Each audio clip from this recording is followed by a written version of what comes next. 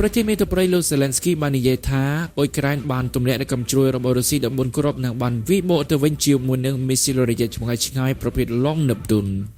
ស្វាគមន៍ប្រិយមិត្តបងប្អូនវិលត្រឡប់សម្រាប់ការតាមដាននៃព្រឹត្តិការណ៍ព័ត៌មានប្រចាំថ្ងៃជាពិសេសនោះគឺព្រឹត្តិការណ៍ព័ត៌មានអន្តរជាតិយើងបដោតជាពិសេសគឺសង្គ្រាមអ៊ុយក្រែននិងរុស្ស៊ីសម្រាប់ថ្ងៃទី15ខែវិច្ឆិកាឆ្នាំ2025បើយោងទៅតាមការលើកឡើងរបស់ប្រធានាធិបតីអ៊ុយក្រែនលោក Volodymyr Zelensky បាននិយាយថាការការពារដែនដីរបស់អ៊ុយក្រែនបានបាញ់ទម្លាក់មីស៊ីលរុស្ស៊ីចំនួន14គ្រាប់ក្នុងចំណោម19គ្រាប់ដែលពួកគេបានបាញ់បង្ហោះពេញមួយយប់រួមទាំងកម្មជ្រុយប្លង់ចំនួន2គ្រាប់និងមីស៊ីលខ្លងចំនួន9គ្រាប់បន្ទាប់ពីការវាយប្រហាររបស់រុស្ស៊ីជាថ្មីមកលើតំបន់លំនៅឋានក្នុងទីក្រុងគីវក៏ដូចជាហេដ្ឋារចនាសម្ព័ន្ធធម្មពលលោក Zelensky បាននិយាយថាលោកបានណែនាំទៅដល់អ្នកការទូតអ៊ុយក្រែនឲ្យសង្ខេបទៅដល់ដៃគូអន្តរជាតិអំពីលក្ខណៈនិងគោលដៅនៃការវាយប្រហារដែលលោកបាននិយាយថាគឺសម្ដៅទៅលើតំបន់លំនៅឋានក្នុងទីក្រុងគីវនិងកន្លែងធម្មពលលោកក៏បាននិយាយផងដែរថាកងកម្លាំងអ៊ុយក្រែនបានប្រើប្រាស់មីស៊ីល Long Neptune ប្រឆាំងទៅនឹងគោលដៅនៅលើទឹកដីរុស្ស៊ីពេញមួយយប់ដោយហៅវិធានការឆ្លើយតបត្រឹមត្រូវចំពោះភេរវកម្មនិងបានថ្លែងអំណរគុណទៅដល់អ្នកដែលធ្វើការលើកម្មវិធីមីស៊ីលរបស់អ៊ុយក្រែនសម្រាប់ការកែលម្អភាពត្រឹមត្រូវនិងរយៈចំណាយនៅដល់ឡើយមីស៊ីល Neptune គឺជាគ្រាប់រ៉ុកែតប្រឆាំងកប៉ាល់ដែលផលិតនៅក្នុងស្រុករបស់ប្រទេសអ៊ុយក្រែនដែលមានរយៈចម្ងាយអតិបរមា300គីឡូម៉ែត្រដែលវាធ្លាប់បានល្បីល្បាញកាលពីខែមេសាឆ្នាំ2022ដែលវាត្រូវបានប្រើប្រាស់ដើម្បីបាញ់ពន្លិចនាវាចម្បាំងនៃសមុទ្រខ្មៅរបស់រុស្ស៊ីដែលមានឈ្មោះថា Moskva កាលពីខែសីហាកន្លងទៅនេះអ៊ុយក្រែនក៏បានបង្ហាញនៃគំនិតទំនើបកម្មរយៈចម្ងាយឆ្ងាយដែលមានសមត្ថភាពវាយប្រហារគោលដៅរ៉ាដាទៅចម្ងាយ1000គីឡូម៉ែត្រវាត្រូវបានគេដាក់ឈ្មោះក្រៅផ្លូវការថា Long Neptune ដោយអ្នកអធិប្បាយឲ្យលោក Zelensky ឥឡូវនេះហាក់ដូចជាបានផ្ដល់នូវការយល់ព្រមជាផ្លូវការសម្រាប់ការដាក់ឈ្មោះនៅមីស៊ីលនេះថាជា Long Neptune តែម្ដងយ៉ាងហើយដល់មនុស្ស13នាក់បានស្លាប់និង32នាក់ផ្សេងទៀតបានរងរបួសនៅក្នុងការវាយប្រហាររបស់រុស្ស៊ីមកលើអ៊ុយក្រែនក្នុងរយៈពេល1ថ្ងៃកន្លងមកនេះអាជ្ញាធរមូលដ្ឋានបានរាយការណ៍កាលពីថ្ងៃទី14ខែវិច្ឆិកាថាចាត់ឲ្យណាមនុស្ស11នាក់បានស្លាប់និង32នាក់ផ្សេងទៀតបានរងរបួសនៅក្នុងការវាយប្រហាររបស់រុស្ស៊ីប្រឆាំងនឹងអ៊ុយក្រែនក្នុងរយៈពេល1ថ្ងៃកន្លងមកនេះការវាយប្រហារដ៏ធំបំផុតដែលបានកាត់ឡើងពេញមួយយប់ជាមួយនឹងការវាយប្រហារដោយជំនាប់គ្មានមនុស្សបើកនិងកម្មជ្រួយដ៏ធំដែលផ្ដោតជាចម្បងទៅលើទីក្រុងគីវហើយបើយោងទៅតាមការបង្ហោះរបស់កងទ័ពអាកាសអ៊ុយក្រែនរុស្ស៊ីបានបាញ់បង្ហោះនៅកម្មជ្រួយចំនួន19គ្រាប់ដែលក្នុងនោះមាន13គ្រាប់នៃកម្មជ្រួយប្លង់និង430គ្រឿងនៃជំនាប់គ្មានមនុស្សបើកចាណាមិញកូនតបកាបាននិយាយថាការវាយប្រហារដោយកម្មជ្រួយ KH-42 M2 Kinzhal ចំនួន3គ្រាប់កម្មជ្រួយប្រឆាំងនាវា Zyklon 1គ្រាប់កម្មជ្រួយនាវា Iskander Caliber ចំនួន6គ្រាប់និងមីស៊ីលប្លង់ Iskander MKN-23 ចំនួន9គ្រាប់ក្នុងចំណោមមីស៊ីលនិងជំនាប់គ្មានមនុស្សបើកចំនួន449គ្រឿងដែលបានបាញ់បង្ហោះមកលើអ៊ុយក្រែនកូនទ័ពអាកាសបាននិយាយថាពួកគេបានបាញ់ទម្លាក់យ៉ាងហោចណាស់ចំនួន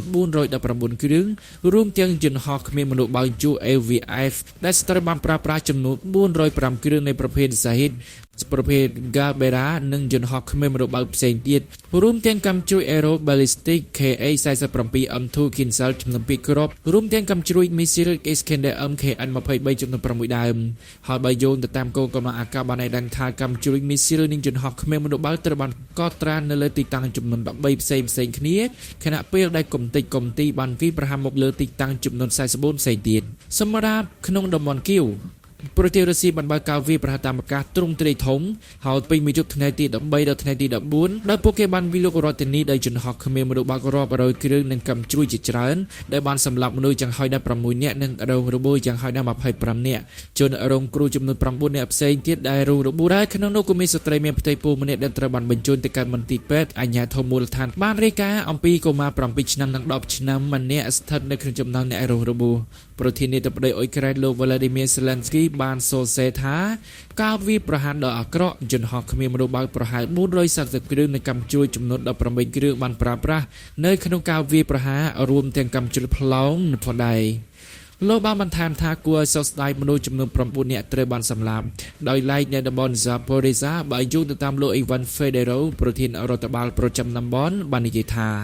នៅតំបន់ Zaporizhzhia ការវាយប្រហាររបស់រុស្ស៊ីទៅលើស្រុកចំនួន2គឺ Zaporizhzhia និង Polohi ដែលបានសម្លាប់មនុស្សចំនួន4នាក់ទន្ទឹមនេះនៅតំបន់ Kharkiv ពលរដ្ឋវ័យចំណាស់3នាក់ត្រូវបានសម្លាប់ដោយកតកម្មទៅលើភូមិបូហ៊ូស្លាកា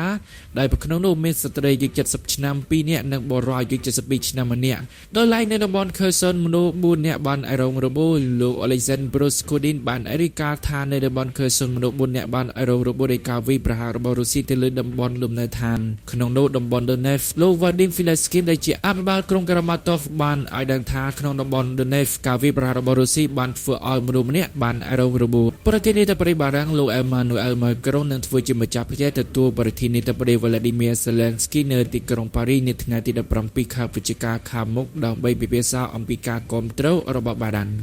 ការលេចឡើងរបស់លោកម៉ាក្រុងដែលបាននិយាយថាប្រធានាធិបតីលោក Emmanuel Macron នឹងធ្វើជាម្ចាស់ផ្ទះដើម្បីទទួលស្វាគមន៍ប្រធានាធិបតីអ៊ុយក្រែន Volodymyr Zelensky នៅទីក្រុងប៉ារីសសម្រាប់ថ្ងៃទី17ខែវិច្ឆិកាខាងមុខដើម្បីបញ្ជាក់ឡើងវិញនូវការគាំទ្ររយៈពេលវែងរបស់ប្រទេសបារាំងនេះបើយោងទៅតាមការលេចឡើងប្រធានាធិបតីយ៉ាងណាមិញមេដឹកនាំទាំងពីរនឹងពិភាក្សាអំពីកិច្ចសហប្រតិបត្តិការទ្វេភាគីក្នុងវិស័យធម្មពលសេដ្ឋកិច្ចនិងវិស័យការពារជាតិគឺជាវឌ្ឍនភាពក្នុងការរៀបចំការធានាសន្តិសុខសម្រាប់អ៊ុយក្រែនក្រោមក្របខ័ណ្ឌសម្ព័ន្ធនៃឆន្ទៈដំណើរទស្សនកិច្ចលើកទី9របស់លោក Zelensky ទៅកាន់ប្រទេសបារាំងចាប់តាំងពីការផ្ទុះឡើងនៃសង្គ្រាមទ្រង់ទ្រាយធំក្នុងឆ្នាំ2022បានកើតឡើងនៅពេលដែលប្រទេសរុស្ស៊ីបានបង្កើតនូវការវាយប្រហារប្រឆាំងនឹងបណ្ដាញធម្មពលរបស់អ៊ុយក្រែនហើយកងកម្លាំងរបស់ខ្លួនកំពុងឆ្ពោះទៅកាន់ទីក្រុងសំខាន់មួយភាគខាងកើតទីក្រុង Pskov និងតំបន់ Zaporizhzhia ភាគខាងត្បូង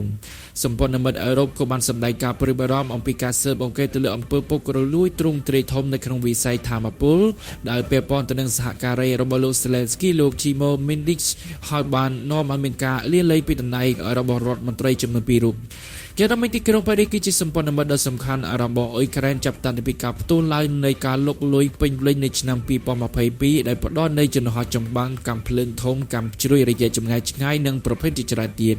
ប្រធានាធិបតីបារាំងលោក Emmanuel Macron ក៏ជាអ្នកនាំមុខគេនៅក្នុងការដឹកនាំនៃសម្ព័ន្ធនៃឆន្ទៈនិងជាអ្នកគាំទ្រដ៏សំខាន់នៅក្នុងការដាក់ពង្រាយកងកម្លាំងរក្សាសន្តិភាពទៅកាន់ប្រទេសអ៊ុយក្រែនដែលវាជាផ្នែកមួយនៃការធានាសន្តិសុខក្រោយសង្គ្រាម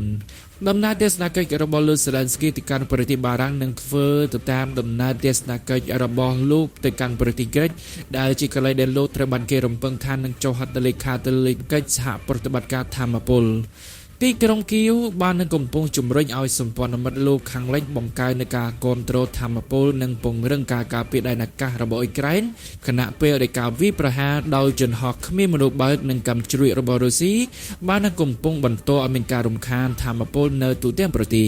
ថ្មីនេះកងកម្លាំងរបស់ទីក្រុងមូស្គូបានបើកការវាយប្រហារទ្រង់ទ្រាយធំរួមគ្នាប្រឆាំងទៅនឹងទីក្រុងគីវនៅយប់ថ្ងៃទី14ខែវិច្ឆិកាដែលបានសម្លាប់មនុស្សយ៉ាងហោចណាស់14នាក់និងរាប់សិបនាក់ផ្សេងទៀតបានរងរបួសក្រសួងធម្មពលរបស់អ៊ុយក្រែនបានរាយការណ៍អំពីការដាច់ចរន្តអគ្គិសនីនៅតំបន់ Donetsk តំបន់គីវនិងអូដេសាផងដែរ